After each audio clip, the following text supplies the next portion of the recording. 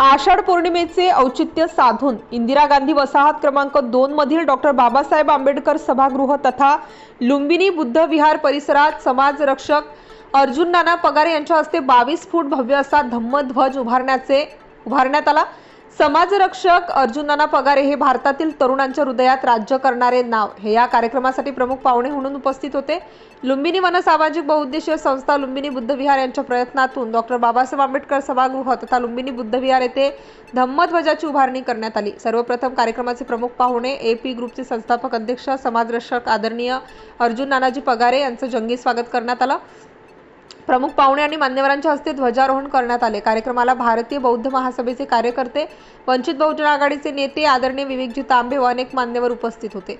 सर्वप्रथम मान्यवरांच्या हस्ते ध्वजारोहण करण्यात आले। दरम्यान मोठा जल्लोष साजरा करण्यात आला। त्यानंतर पाहुण्यांनी आपले मनोगत व्यक्त केले। भारतीय बौद्ध महासभेच्या सदस्य बौद्धाचार्य आदरणीय हरिश्चंद्रजी वानखडे गुरुजी यांनी आषाढी पौर्णिमेचे महत्त्व आणि पौर्णिमेची महती सांगितली। आदरणीय विवेकजी तांबे यांनी धम्मध्वजासंबंधी माहिती दिली व लुंबिनी वन सामाजिक बहुउद्देशीय संस्थेच्या कार्याची प्रशंसा केली। तसेच कार्यक्रमाचे अध्यक्ष RPIA नाशिक शहराध्यक्ष AP ग्रुपचे संस्थापक अध्यक्ष समाजरक्षक आदरणीय अर्जुन नानाजी पगार यांनी लुंबिनी वन व विहाराच्या कार्यकर्त्यांचे कौतुक केले व कार्य तसेच पुढे चालू ठेवण्यासाठी सांगितले। यात काही अडथळा अथवा काही अडचणी आल्या तर खंबीरपणे संस्थेच्या पाठीशी उभे राहण्याची ग्वाही दिली। वसाहतीतील सामाजिक बांधिलकी आणि धार्मिक एकतेचेही त्यांनी कौतुक केले।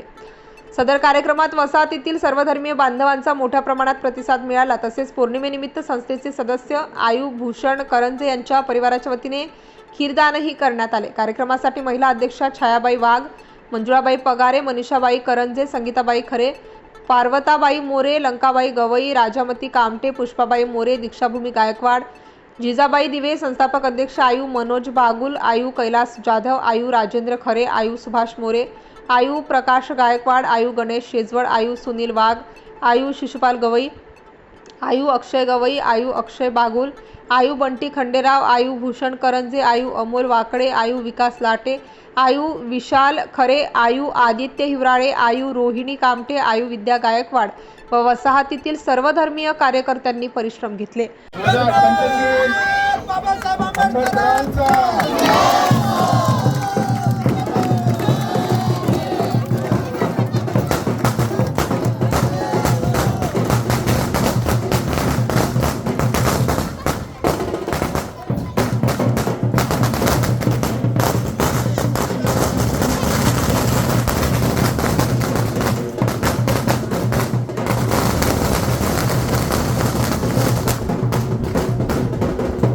सर्वांना माझा क्रांतिकारी जय भीम।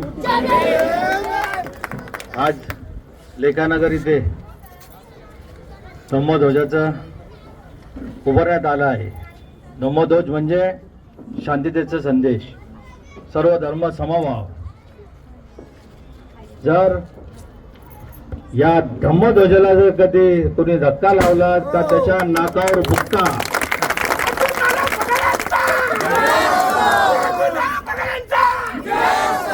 त्याच्या नाकावर असा बुक्का राहील का त्याची येणारी पिढी सुद्धा याद ठेवल।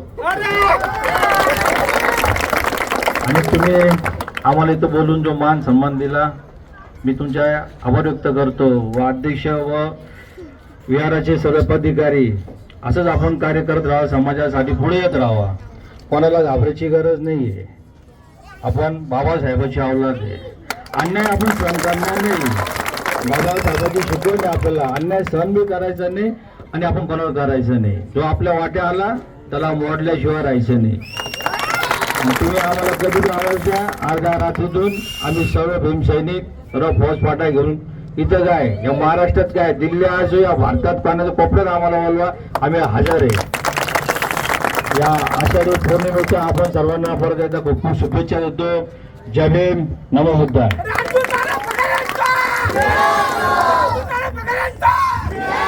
मी एक शब्द बोलायची इच्छा व्यक्त करते का आपल्या आजच्या युवतींनी सर्वात मोठं म्हणजे शिक्षण केलं पाहिजे। शिक्षणाशिवाय आपल्याला पर्याय नाही। बाबासाहेबांनी ही लढाई त्यावेळेस नाही लढली, शिक्षण करून। बाबासाहेबांना बंदुकी तलवारीची गरज पडली का? नाही पडली, फक्त शिक्षण। त्याच्यामुळे लेकरांनो आजच्या युवकांना नशेच्या आधीन जायचं नाही आणि नशेवाले भंगार दोस्त करायचे नाही. मग तो कोणी असतो, नशेपासून लांब राहायचं, शिक्षण करायचं, आपल्या परिवाराचं, आपल्या समाजाचं आपण कसं राखण करू, कसं त्यांना आपण पाठबळ देऊ, या माध्यमातून शिक्षणाच्या करायचं. एवढीच मी तुमच्याकडून अपेक्षा बाळगतो. परत एकदा तुम्हाला मानाचा क्रांतिकारी कडक जय भीम देतो. स्टार न्यूज साठी मोहसिन पठाण, नाशिक.